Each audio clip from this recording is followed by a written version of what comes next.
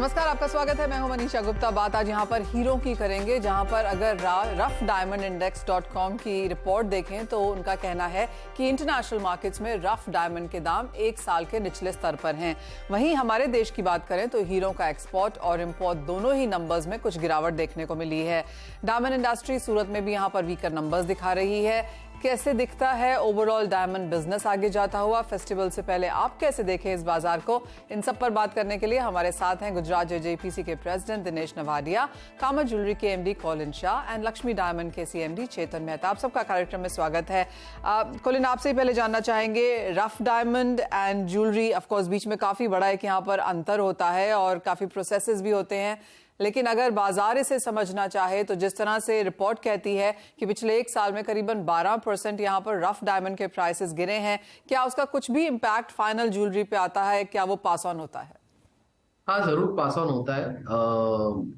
जैसे जैसे polish price पे करेक्शन आता है वो 100% पास ऑन होता है। देखो, पाइपलाइन हमारी एक बड़ी है, राइट? एक डायमंड मैन्युफैक्चरर है, फिर ट्रेडर है, ज्वेलरी मैन्युफैक्चरर है, रिटेलर है। सो जो पूरी पाइपलाइन में आप देखो तो अगर 10-12% रफ घटा और पॉलिश में शायद 5 to 10% एट रिटेल फर्क आया है, आप देखोगे एक साल में। तो किस तरह की डिमांड है लेकिन फिर कॉलिन, बिकॉज अगर हम पिछले 4-5 महीने एक्चुअली फर्स्ट हाफ इस साल का अगर देखें तो हम सब जानते हैं कि कैलेंडर ईयर सेकंड क्वार्टर में थोड़ा बेहतर था, फर्स्ट क्वार्टर इतना बेहतर नहीं था। इस क्वार्टर में अब किस तरह के नंबर्स हैं, ज्वेलरी डिमांड आगे जाके डायमंड के हिसाब से क्या एक्सपेक्टेशंस हैं? डायमंड के देखो, मेन मार्केट हमारा यूएस है, उसके बाद चाइना है, तीसरा इंडिया है और फिर यूरोप और आप गल्फ और बाकी के रीजन देखोगे तो यूएस के नंबर्स लगभग आज सिंगल डिजिट में डाउन है compare to last year. China में जो नंबर्स है वो बहुत डाउन है बिकॉज वहां पैंडेमिक के बाद आज भी पूरी तरह से मार्केट खुला नहीं है। और अगर इंडियन डोमेस्टिक मार्केट देखोगे तो यहाँ पे ये साल भी हम लोग ग्रोथ देखेंगे, बट ओवरऑल अगर आप पूरी बास्केट देखोगे तो लगभग 25% डाउन रहेगा पूरे साल में अगर आप देखोगे तो। अब इसके बहुत सारे कारण है, जैसे आपके चैनल पे तो सारी इंडस्ट्री के न्यूज रहते हैं, बट मोर और less high inflation, interest rates, Russia Ukraine war, China, और ये जो पूरी का कंपाउंडेड इफेक्ट है उसका कैस्केड इफेक्ट आ रहा है हमारे जेम्स एंड ज्वेलरी इंडस्ट्री पे। और दूसरा एक जो बहुत इंपॉर्टेंट कारण है, और क्या हुआ है कि उसके अगले साल हम लोग का रिकॉर्ड ईयर था और रिटेलर्स ऐसे एक्सपेक्ट कर रहे थे कि लास्ट क्रिसमस भी जो रहा वो बहुत स्ट्रांग रहेगा, तो थोड़ी बाइंग भी उन्होंने ज्यादा की जो लास्ट ईयर में था। अब ये साल एक है कि थोड़ा डिमांड में भी गिरावट है, बट उनके पास इन्वेंट्री भी बहुत है। तो हमारी ये आशा है इंडस्ट्री की तरह कि अगले 2-3 महीने में ये इंडस्ट्री और पाइपलाइन एम्प्टी हो जानी चाहिए और फिर क्रिसमस की लास्ट मिनट थोड़ी अक्टूबर नवंबर में अच्छी खासी बाइंग आएगी, जिससे हमारे नंबर पूरे साल के थोड़े बेटर हो जाए। ऑलराइट, तो यानी कि काफी होप्स यहाँ पर जुड़ी हैं आने वाले रेस्ट रिमेनिंग 2023 से। चेतन, आपसे भी जानना चाहेंगे सबसे पहले तो प्राइसेस पर ही, कि पिछला एक साल यहाँ पर प्राइसेस के लिहाज से आप कैसा देखते हैं, और जहां पर अब हम यहाँ पर खड़े हैं आगे जाकर डायमंड के भाव कैसे रह सकते हैं और कौन से फैक्टर्स इनको इम्पैक्ट करेंगे? Good evening Manisha ji. जैसे हम देखेंगे डायमंड के प्राइसेस में, जैसे कोरिन भाई ने बोला कि थोड़ा बहुत रफ में कटौती आई है, लेकिन पॉलिश में प्राइसेस अभी तक कहीं से कम नजर नहीं आ रहे हैं, बिकॉज डोमेस्टिक की मार्केट में डिमांड बहुत ज्यादा है। जब हम लेके बैठे हैं वीएस और वीवीएस क्वालिटी की बहुत ज्यादा डिमांड है मार्केट में, और यहाँ पे जो स्तर पे कटिंग होती है, जहाँ पे अभी वर्कर्स का प्रॉब्लम है, और उस हिसाब से देखेंगे तो प्राइसिंग में कोई इतना बड़ा कोई यहाँ पे कोई फर्क नहीं है। जो एसआई डाउन क्वालिटी है उसमें थोड़ा बहुत 5 से 7% का डिफरेंस हुआ है, लेकिन एक्सपोर्ट की जो क्वालिटी है उसमें भी थोड़ा सा फर्क पड़ा है। लेकिन जो ईएफ वीवीएस या वीएस की जो क्वालिटी है उस प्राइस में कोई ज्यादा फर्क नहीं पड़ा है। हालांकि मार्केट में डिमांड बहुत ज्यादा है और डोमेस्टिक मार्केट में बहुत ज्यादा सेल अच्छी है, अच्छी तरह से डिमांड है, इसलिए प्राइसेस में इतनी कोई कटौती नहीं दिख रही है। ओके, अगर हम सूरत की यहाँ पर बात करें तो ऑब्वियसली ज्यादातर नंबर्स हमें वहां से भी देखने को मिलते हैं। दिनेश जी, अगर जुलाई का महीना देखें तो रफ इंपोर्ट और जो फाइनल ज्वेलरी एक्सपोर्ट दोनों ही नंबर्स में यहाँ पर गिरावट देखने को मिली है। सूरत एज अ मार्केट इसे कैसे देखता है? मनीषा जी, फर्स्ट तो मैं एक करेक्शन आपसे चाहता हूँ मैं अभी JMCN jewellery export promotion regional chairman नहीं हूँ, पार्स रीजनल चेयरमैन हूँ। जी। और आपकी बात सही है कि ये जुलाई महीने के अंदर रब का इंपोर्ट भी डाउन रहा है। और डीटीसी ने भी कल जो न्यूज हमने सुना है कि डीटीसी ने भी बैक बाय की अभी अपॉर्चुनिटी दी है जो साइड होल्डर है इन लोगों को। और अभी सूरत की सिचुएशन देखे तो खास करके रशियन रफ जो अल्ट्रेजा कंपनी की रफ का इंपोर्ट जो अमेरिकन के माध्यम से जो बैन लगाया गया है रशिया पे, तो इसके कारण जो पतली साइज का माल जो आना चाहिए, खास करके वो नंग के हिसाब से हम देखें तो मेरा मानना है कि 40 से 45% वर्कर जो रशियन पतली साइज का माल आ रहा था उस पर डिपेंड थे। आज वो माल कम हो गया है, शायद 2-3% इंपोर्ट होता होगा डायरेक्ट किसी के पास फैसिलिटी है तो इसके डायरेक्ट इफेक्ट रूरल एरिया के अंदर बहुत देखने को मिल रही है। खास करके सौराष्ट्र के भावनगर, अमरेली, राजकोट, जूनागढ़ और उत्तर गुजरात के अंदर पालनपुर, विसनगर, बनासकांठा डिस्ट्रिक्ट के अंदर जो छोटे छोटे यूनिट चल रहे हैं, इन लोगों को अभी बहुत दिक्कत आ रही है। पर थोड़ा पॉजिटिव रिस्पॉन्स ये है कि अभी सीवीडी डायमंड और एसटीएचपी डायमंड का थोड़ा सपोर्ट मिल रहा है। लेकिन उसके कंपैरिजन में हम कंपैरिजन करें रशियन रफ और एसटीएचपी डायमंड, तो इतना जो इनफ्लो रफ डायमंड का नहीं है और इसके सामने इतनी डिमांड भी नहीं है। लेकिन वर्करों को काम मिले और वर्कर बेकार न रहे, इसलिए लोग अभी रफ इंपोर्ट करके कट एंड पॉलिश करवा रहे हैं। लेकिन उसकी डिमांड इतनी अच्छी नहीं है कि वो लोग आगे जाके सेल उसका होगा। लेकिन नेचुरल डायमंड के कंपैरिजन में इन्वेस्टमेंट कम हो रहा है तो वर्कर को रोजी रोटी मिले, इसलिए रूरल एरिया के अंदर जो लोग फैक्ट्री कार्यरत रनिंग कर रहे हैं वो लोग भी इसमें थोड़ा डाइवर्ट हो रहे हैं और काम थोड़ा वर्कर को दे रहे हैं। तो जैसे कहा गया कि इन्वेंट्री है और बहुत ज्यादा काम फिलहाल यहाँ पर इस वजह से भी नहीं आता हुआ नजर आ रहा, और आगे डिमांड कैसी रहेगी उसके ऊपर काफी डिपेंड करेगा। कॉलिन, एक और चीज, क्योंकि अगर आप बाजार को देखें तो हमारे पास ऑप्शंस काफी ज्यादा हैं। गोल्ड तो है ही, प्लैटिनम है, डायमंड है, और मेरी एमरल्ड्स एंड रूबीज में जो लोग काम करते हैं उनसे भी बात हो रही थी, उनका भी मानना है कि कुछ बहुत ग्रोथ वो भी यहाँ पर आता हुआ देखते हैं। ऑब्वियसली जो हाई एंड है उसके बायर्स यहाँ पर कुछ कम है, लेकिन अब काफी सारी ऑप्शंस हैं और काफी सारा पुश यहाँ पर अक्रॉस ज्वेलर्स से भी आता हुआ नजर आ रहा है। आप कैसे देखते हैं, बिकॉज यहाँ पर ऑप्शन ज्यादा हैं उसकी वजह से भी डायमंड एज एन इंडस्ट्री की ग्रोथ जितनी एक्सपेक्टेड है उतनी शायद नहीं हो रही? नहीं, आपका मींस रीडिंग परफेक्ट है कि बहुत सारे ऑप्शंस हैं कंज्यूमर को, बट हमारे इंडस्ट्री में ऑप्शंस के सिवाय आज जो बड़ा उनको ऑप्शन और जो शायद इंडस्ट्री का एक शेयर लेके जा रहा है इज ट्रैवल। आज ट्रैवल और हॉलीडेज और जो एक्सपीरियंसेस और वो सब चीज में जो पैसा आज कंज्यूमर स्पेंड कर रहा है उससे थोड़ा इम्पैक्ट हमारी इंडस्ट्री पे आया है। हमारी इंडस्ट्री के अंदर तो ऑफ कोर्स उनको बहुत सारे ऑप्शंस है और एक जो कैटेगरी जैसे आपने करेक्टली बताया इज जेमस्टोन और दूसरा है जड़ाऊ पोल्की। तो इसके कारण जो मींस कंज्यूमर इज ऑब्वियसली उस पर ज्यादा स्पेंड कर रहा है। लास्ट एक साल का एक ट्रेंड देखेंगे तो उससे एक इम्पैक्ट तो 100% आया ही है। बट जैसे मार्केट ग्रो होगा, अगेन ये मेरा एक पर्सनल ओपिनियन है, बट अगले 2-3 साल में इंडिया का अच्छा ही ग्रोथ होने वाला है based on everything we are hearing, right. और उसमें सारी कैटेगरी जो वेव ऊपर जाता है तो सब कुछ ऊपर जाता है। तो वैसे ये दिवाली के बाद आई थिंक डायमंड का भी मींस वापस समय अच्छा ही आ जाएगा। ओके, चेतन, आप कैसे देखते हैं? और आपको भी जैसे कोलिन ने कहा कि इंटरनल एंड एक्सटर्नल काफी सारे फोर्सेस हैं जिनको एज अ ज्वेलर आपको एज ऑफ नाउ देखना होगा।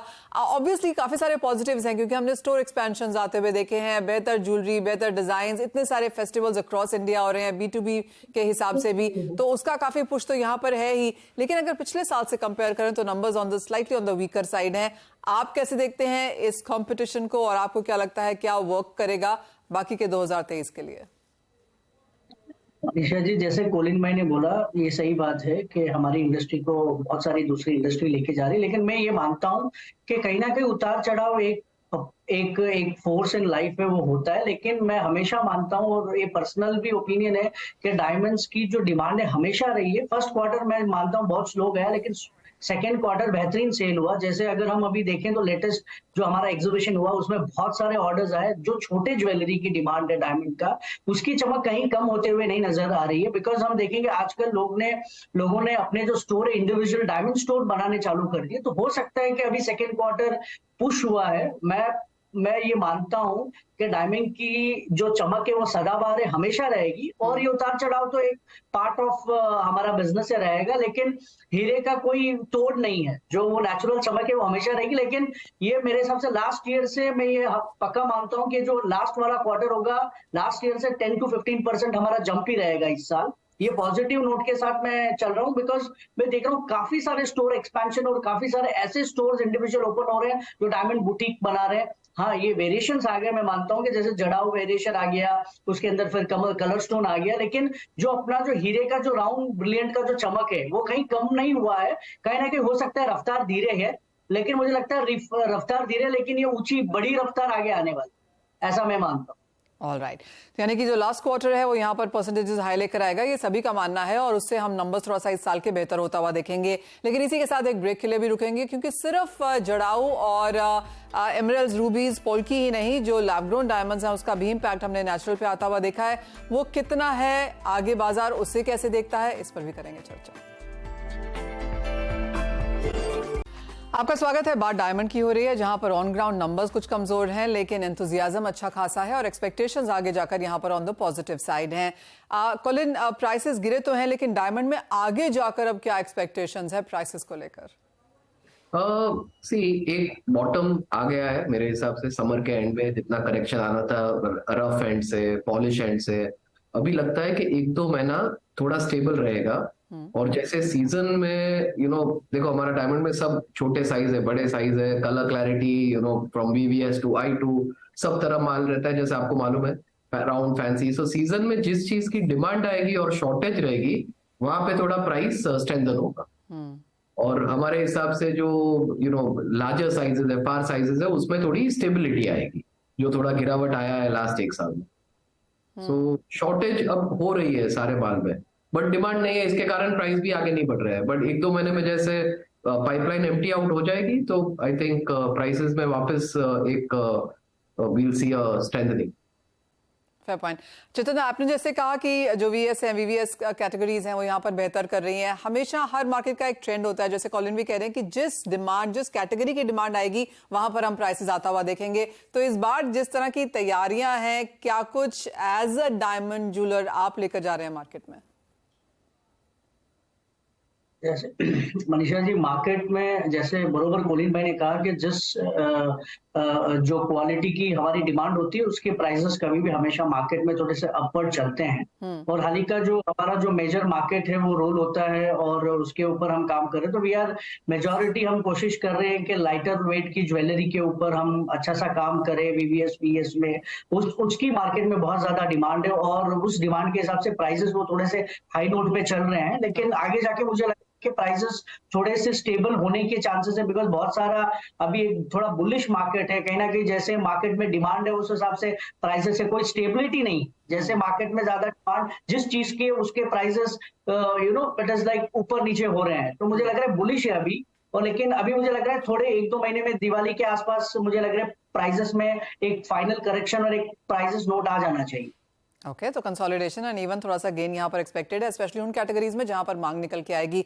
दिनेश जी, आपने प्रीवियसली अपने कमेंट में कहा कि CVD एक है जहां पर भी हमने एक्चुअली एक्सपोर्ट्स कम होते हुए देखे हैं। अगर हम जुलाई का महीना यहाँ पर उठा के देखें, जो इनिशियल मंथ्स में तेजी थी वो जुलाई में थोड़ी सी कमजोर हुई है, लेकिन इंटरनेशनल मार्केट्स भी फिर उसी हिसाब से slightly on the slow down भी हैं। ये भी कहा जाता है कि जिस तरह से CVD का जो अवेलेबिलिटी है वो बढ़ी है, उसका भी प्रेशर हमने नेचुरल पे आता हुआ देखा है। इस तर्क को कैसे देखते हैं आप?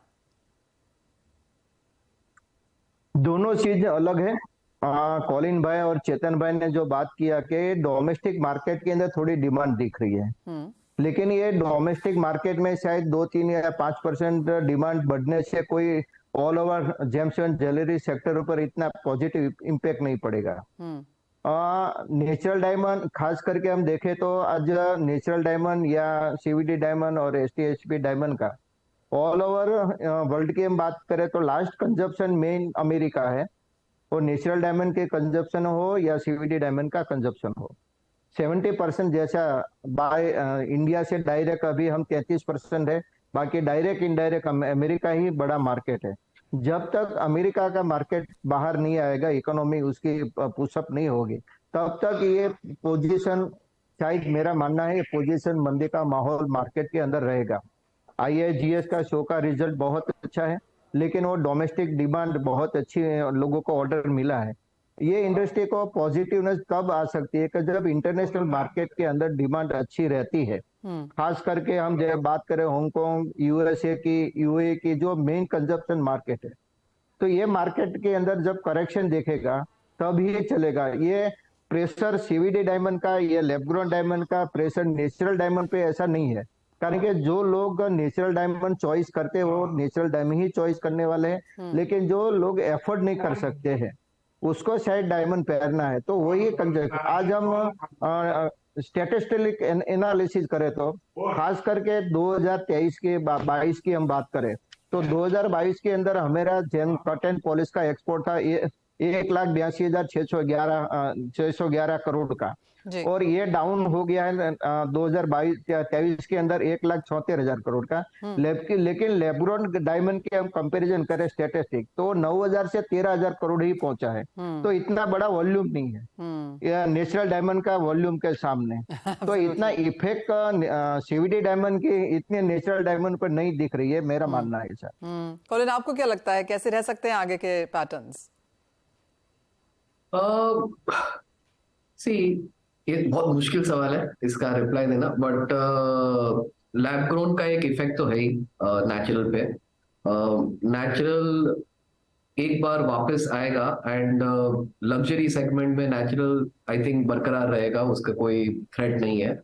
अब लैब ग्रोन बढ़ रहा है, बट लैब ग्रोन में एक प्राइस भी कम हो रहा है, सो बहुत वॉल्यूम, शायद उसमें डिमांड का एक ग्रोथ की जरूरत है जब तक कि वो एक वैल्यू पे पहुंच सके। कि अगर आज 20-25 हजार करोड़ का लैब ग्रोन का एक्सपोर्ट करना है तो उसमें वॉल्यूम बहुत, उसकी डिमांड चाहिए और नंबर ऑफ पीसेस इतने बिकने चाहिए ज्वेलरी में। सो वो अभी अगले 1-2 साल में अपने को मालूम पड़ेगा। इट्स बहुत मुश्किल सवाल है अभी आज उसका जवाब है। ऑल राइट, बहुत शुक्रिया आप सभी का साथ जुड़ने के लिए। तो जैसे कहा गया कि डिमांड यहाँ पर है, आने वाली है। इंडियन मार्केट्स की डिमांड अच्छी है, लेकिन एक्सपोर्ट के नंबर्स बहुत जल्दी सुधरते हुए नजर नहीं आते। उनको ऑफ कोर्स टाइम लगेगा, दिवाली के बाद क्रिसमस तक हम वो नंबर्स यहाँ पर आता हुआ देखेंगे। लेकिन एक पॉजिटिव है कि प्राइसेस पिछले 1 साल में गिरे हैं, तो अगर आपको फायदा उठाना है, डायमंड खरीदना है, तो परहैप्स ये सही समय है और आगे जाके फेस्टिविटीज और वेडिंग सीजन में एक पॉजिटिविटी बनती हुई नजर भी आ रही है। बहुत शुक्रिया कॉलिन, दिनेश जी एंड चेतन जी आपका साथ जुड़ने के लिए और उन तमाम सवालों के जवाब बहुत स्पॉटिंगली देने के लिए भी। इसी के साथ हमें दीजिए इजाजत, आप बने रहिए CNBC आवाज पर।